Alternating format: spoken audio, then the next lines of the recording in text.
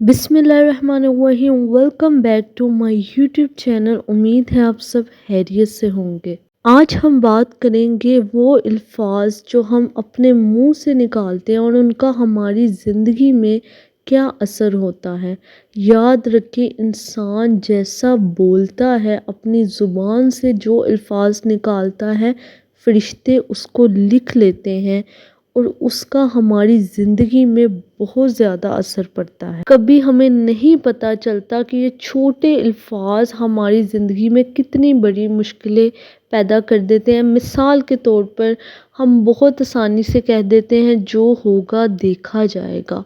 ये अल्फाज हमें बिल्कुल बेमायनी और बिल्कुल सिंपल सा लगता है, लेकिन आप जानते हैं कि सच में जो होगा अगर तो देखा जाएगा। अगर खुदा नास्ता किसी का एक्सीडेंट हो जाएगा तो देखा जाएगा, या कि कोई आप पे मुश्किल आ जाएगी तो देखा जाएगा, या अल्लाह आपको क़यामत के दिन माफ़ नहीं करेगा तो देखा जाएगा।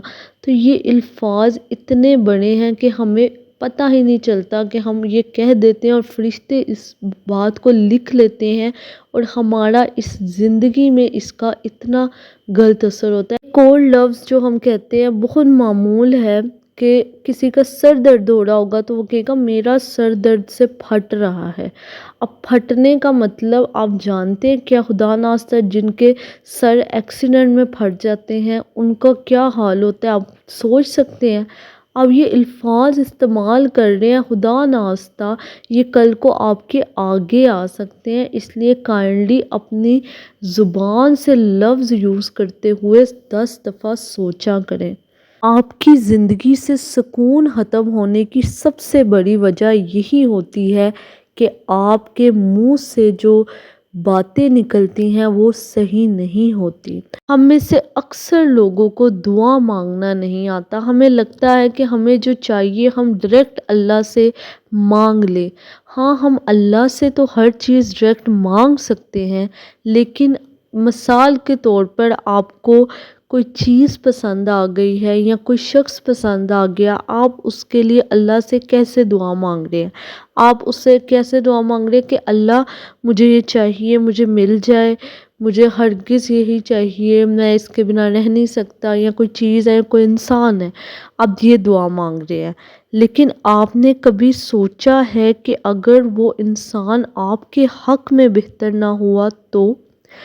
आप नहीं जानते कि आपके हक़ में क्या बेहतर चीज़ है और क्या आपके हक़ में बेहतर नहीं है।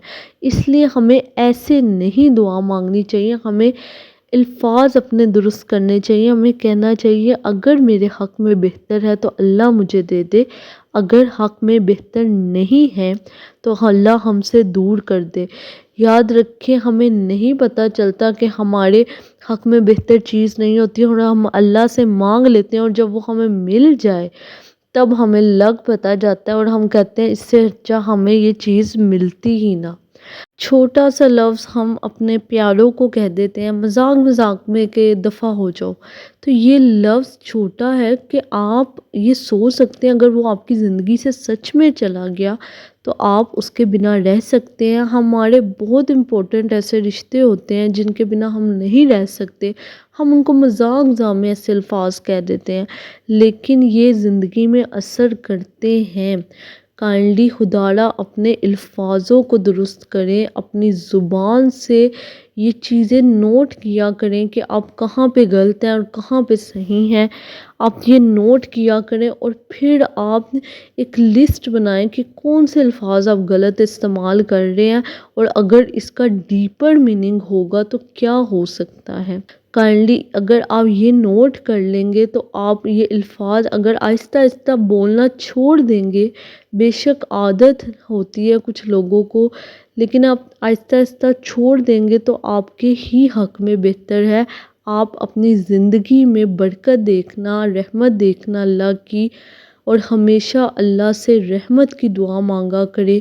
कभी भी ये चीज़ों की दुआ ना मांगा करें, क्योंकि इनमें कुछ भी नहीं रखा हुआ। वक्ती तौर पे आपको कोई चीज़ मिल भी जाएगी तो आपको थोड़ी देर की खुशी होगी। अल्लाह से बरकत मांगा करें, रहमत मांगा करें। حلال رزق مانگا کریں، سکون دنیا آخرت کا مانگا کریں، اور ایسی دعائیں اللہ سے مانگا کریں جو قبول ہوں اور آپ کے لیے سکون کا باعث بنے۔